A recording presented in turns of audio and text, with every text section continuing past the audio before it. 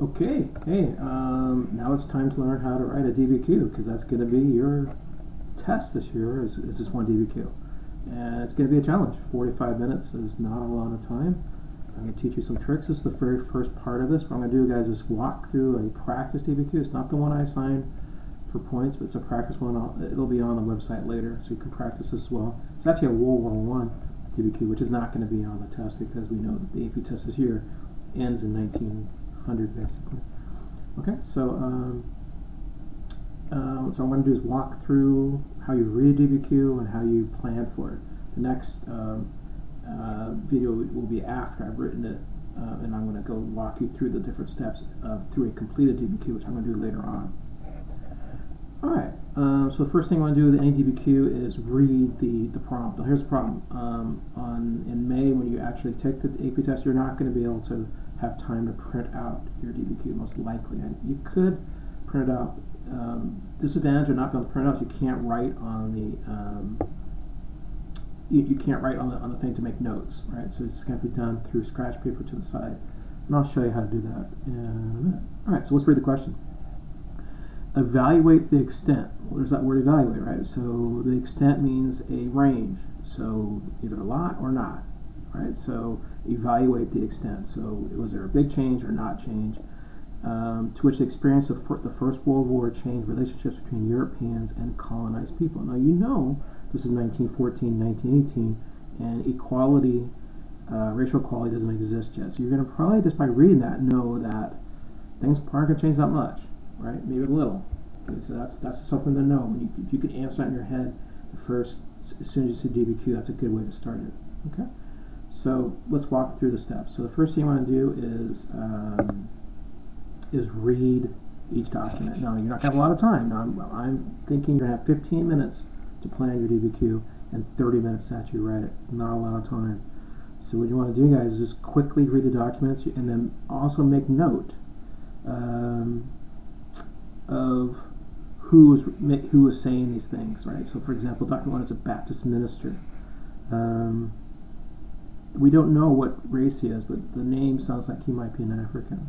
Okay, but that's something you can look at. Okay, document 2 is an Indian officer, and he's writing a letter, and he's talking about how crazy war is, especially World War I.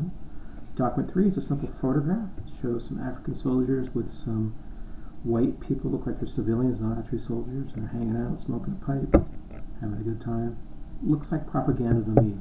We're going to go over that in a bit. That looks like a fake photograph, probably staged. Kind of highly doubt these guys are hanging out. Okay. Document 4 is another person from India, another Indian soldier. If you read this, you'll find out that the Europeans, he uses the word hate them, and they won't sleep next to them. Okay, so there's some racism going on there towards the Indian soldiers, even though they're on the same side. Document 5, you notice I eliminated 2 documents because this is going to be a 5-document DBQ. And the last one, document 5, talks about a African man. You'll notice 1982, many years after. Now that's important when you're going to do the POV. Many years later, he's looking back at his life, and he says here at the very bottom here that he was able to correct a white man in his dealing with a blind child. He would never have done that before. That's important. Okay, so you read the documents, summarize them the best you can. Unfortunately, you're not going to be able to write on the document. All right, the next thing is this. You are going to summarize your documents. Now you can do this while you read them. I'm just doing this off to the side. Let's bring this up.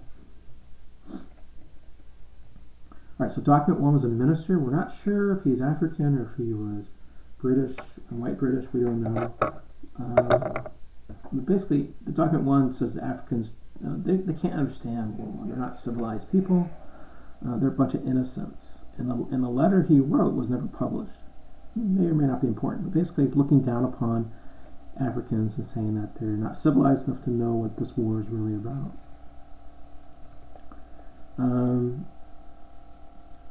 You could also interpret it differently, but I think that's why I'm going to use it as Africans aren't equal and can't understand war. Document 2 is from an officer, so an educated man from India. He also, this is also not delivered, and he sees World War I as just madness. So it's from a different point of view with that. From a non-white person, this war is craziness. Document 3 is that photograph, most likely propaganda. The word savages is used in there as well. That's actually something to keep in mind. Okay? Alright.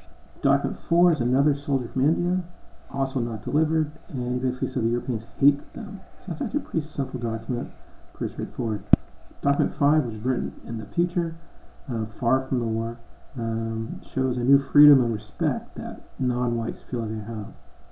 Okay? Once you've done that, once you've summarized your documents, you can actually start to outline the DBQ, which is the next page.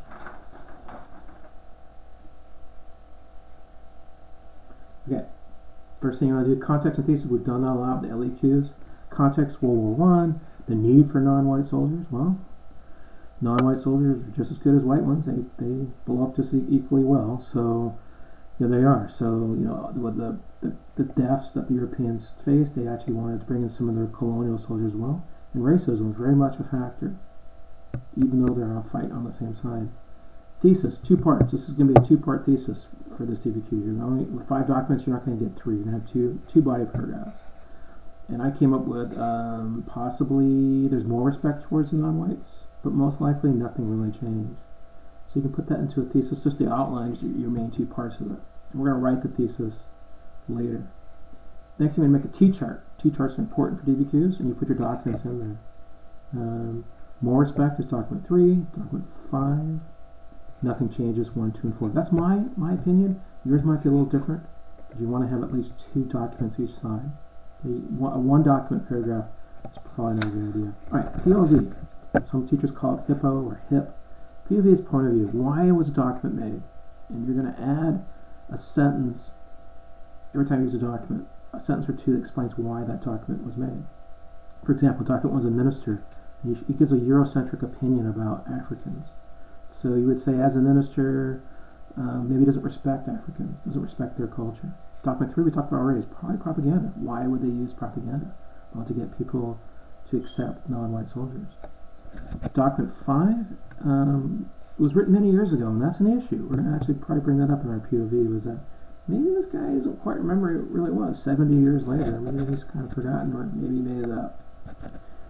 And I'll show you how to do that when I complete the DBQ later. Okay, outside learning can be an easy 2 points. POV, by the way, is probably the hardest 2 points. And, you know, and some people are just, they really struggle with that. Do the best you can. Outside learning, you're going to add this at the bottom of each body paragraph. The whole need for non-white soldiers. So you can, the need for Europeans to accept them is something that you're going to, you know, you could write about why were they needed them? Well, because the number of people died. You could talk about the Battle of the Somme.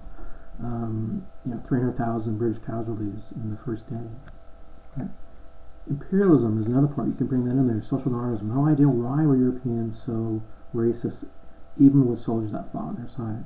Well, that's the whole idea, but they're not quite as developed as white soldiers. And so you could throw that in there as outside learning. It's not the documents. Outside learning is stuff you can add to your essay that's not in the documents, and you get some points for that.